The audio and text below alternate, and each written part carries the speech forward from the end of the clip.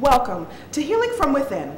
My name is Amir Head, author of For Girls Who Draw Outside the Lines, which is a healing compilation of 77 poems that speaks of the many faces of womanhood and validates women who don't see life through the lens of mainstream America.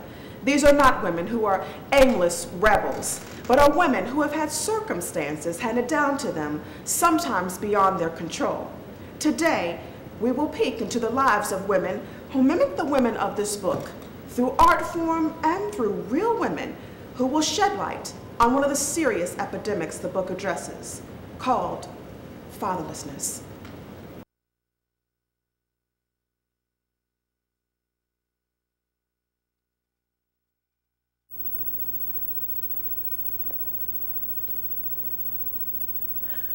I must be the most patient person in the world.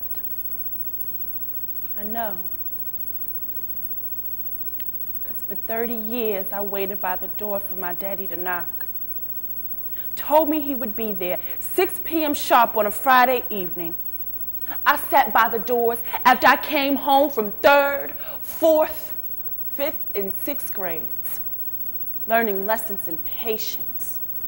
The first time I realized that my father's situation was different from other children that were around me was when I was 6 years old. I realized things were different with my father because with the money being gone so frequently, anything that I ever got from birthday money to games was pawned, everything. So I knew that he had a job, and I knew that he wasn't taken from me in order to support us. So his mannerisms would change. When he was high, he was really relaxed, and he was around me and he would hug me. But when he was fiending, he was mean, and he just would do mean things to me and my mom. So by the time I was 7, I knew that my dad was strung out on crack. Some of the negative effects that came up in my life because of my fatherlessness was even as far back as 2 and 3 years old. I had to be passed around from relative to relative on his side of the family when I was very young. And I can remember that I had a father, a very handsome father, a jovial, fun-loving, musical father. But it's like I was like this little stray puppy that he chose to just come and make cameo appearances from time to time, give me a kiss and a hug, and I'm daddy. And then he'd be gone again for long periods of time. The first time that I realized I didn't have a father was likely when my mother left to go into treatment for drug abuse. I had known all along that he was not an active part of my life, but he was in a place where I could reach him if I so desired to, but I never really had a need because everybody in the neighborhood situation was the exact same. Everybody grew up fatherless. There were probably very few men in the neighborhood that were fathers to the neighborhood children. Now, there were other men who lived in the neighborhood that would do fatherly things for us, but none of them were our biological parents. The first time I realized that I did not have a father was when my mother and I left him in New York. And I cried all the way back to Washington, D.C. because it was such a sad event. I didn't want to leave him. She had the suitcases already packed under the bed. So he was in show business, and he went out to his gig, and about 20 minutes later, we were pulling the suitcases from under the bed, and she said, my mother said, we're going to Washington, D.C., and we're going to stay with my mother. And I said, I don't want to leave Daddy. I want to stay here because I love New York, and I didn't want to go. And I was already in school. So on the train, it really hurt. My mother prodded me all the way back here to tell me how good my cheese sandwich and my chocolate milk was going to be, so we're going to be happy doing this. And she knows I love chocolate milk, so that made the ride a little smoother. But as soon as I got off the train, I remembered my dad was not with us, and we were here and he was there. And I knew he was going to be hurt when he came. One of the things I remember in my early childhood is that I cried a lot. Whenever he would make his cameo appearances and, you know, see the rest of the family, and I might sit on his lap for a few minutes or something like that. And I remember holding on to him and screaming and hollering, people pulling me from his arms. And, you know, I would always hope, when I got older, like 4 or 5 years old, I said, well, maybe I'll see him again. But years would go past before I'd see him again. But I'd always hear about him. It's almost like he was a phantom father. And I cried a lot. I cried a lot, and I felt like, when I got older, I remember I started comparing myself to the runt of, you know, when a dog has a bunch of puppies, a whole bunch, a litter. I felt like the runt that couldn't quite make it up to get the feeding and get the nurturing that it needed, and I felt like the runt of the family. So it made me tough, but it made me angry, an angry kind of tough, a belligerent kind of tough.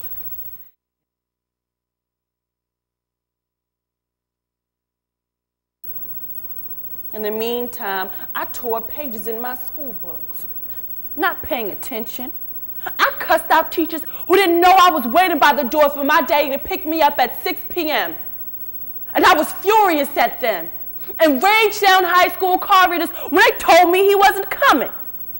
When people would ask me about my father initially, when I was younger, I'm going to say from about like 6 to like 14, I just would say, oh, yes, my dad. But as I got older and I got like crazier and just didn't care and lost respect for him, I would blatantly call him a crackhead. Blatantly. Didn't have a problem calling him a crackhead to anybody.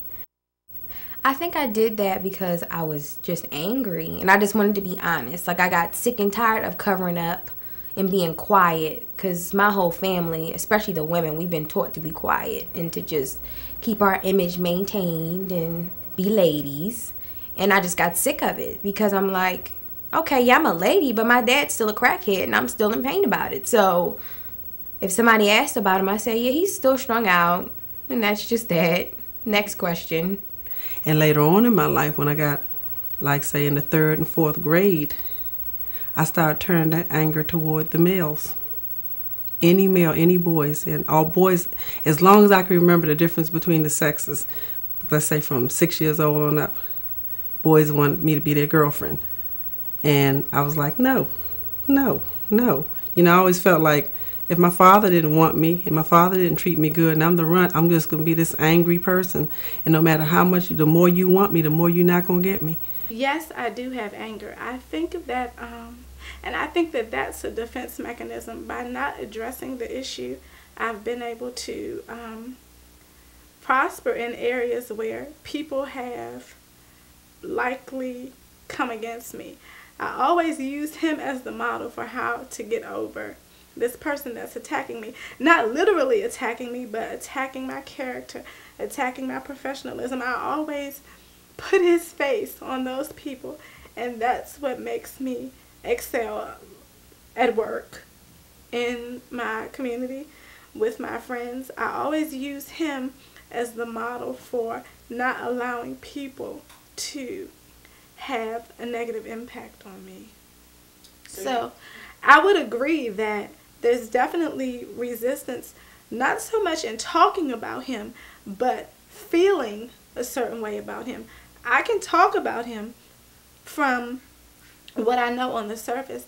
I don't think I've entertained those feelings enough inside to actually connect them with how I feel about him. I don't really have any feelings about him, and if I do, it's certainly not love. I don't feel love for him. I know that I love my mother, and I feel the love for her, but I don't feel any particular way about him other than anger. And I think that my emotion comes from the anger and the resentment that I feel, but there's certainly no positive feelings that I have for him. Okay, I didn't, the behaviors that I started to exhibit didn't manifest themselves until after I got the confirmation that he wasn't my real father. And so when I did get the confirmation, I acted out in many ways, rebellion, talking back. I was always a bossy child, but the rebellion started differently after, I really had the confirmation that he wasn't my dad and had the proof of the face on the picture of my biological father. Some of the exact feelings that were applied to my rebellion were, anger, just lament, just actual, just sorrow. I was hurt, angry, I treated my sister poorly, we fought a lot based on, me saying, oh, you're not my sister, I don't feel close to you. And I just, just was very ugly, in my school, my grades. Didn't feel like I was a part of anything. Was just angry all the time. Felt like I had to lie to be something, because I didn't know who I was.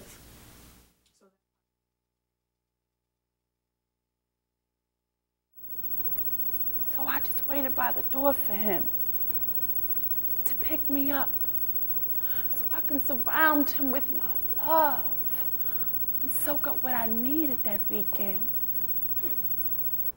I even left him a message that if he came, I'll be quiet. I had tapes running all the time in the background telling me to choose my daddy while I waited by the door. Some of the exact thoughts that I had in my psyche were that I was lost, just didn't have a place, didn't fit in anywhere, didn't know, where I belonged, didn't have the self esteem at that time to place myself, It happened, and that continued for a very, very long time. I didn't develop emotionally correctly. I have very low self-esteem, still do have low self-esteem, and I look for affirmation in males. Not as much anymore, but I did for a really long time. When I first realized or thought that he wasn't going to come back, first thought that occurred to me, as I look back on it, of course, and as a mature mind looks back, I felt the protection was missing, or sometimes I saw the other children being spoiled. I didn't know this word then, but I saw they were showered with gifts like this time of year at Christmas time. My birthday is coming up again, and a lot of times nothing was acknowledged about my birthday or Christmas. For Christmases, for quite a few years, I got one gift, and that was from my grandmother, who is my paternal grandmother. My interpretation of that situation, not getting the gifts and getting acknowledged, it made me feel as though I must have been unworthy, and I was weird and different. I was skinny. I was told all these things by children and by some adults too, some adults that were related to me, and it just made me feel very different. I would say that my self-esteem wasn't healthy looking back on it. You just a nappy-headed nigga. You're not pretty enough to make it in this world. Your own daddy ain't even love you. So who else do you think will? Because my cousins used to, when they get mad at me about something or I didn't let them have their way, they would say, that's why your daddy don't love you. That's why your mama don't love you. That's why you got to live with us. It was real cruel. And I would just hit them. I was angry. I would just hit them right in their face, and then I would go and tell my aunt and uncle what they said, and then they would get on them and admonish them, but that didn't really help. That was like a Band-Aid on an open sore, because once they said it, it hurt so deep. It hurt real deep. And I could just remember, even at that age, even at 9 and 10 and 11, just crying. As a teenager, just crying so much. Pillows full of tears, But it hurt. It hurt real bad, and it was embarrassing. I viewed myself as a commodity that the males in the world wanted, but I always put it at bottom line. These other males aren't the father that I didn't have. My father, I felt like my father just made a conscientious decision that it was more important to him to go and seek his fortune and fame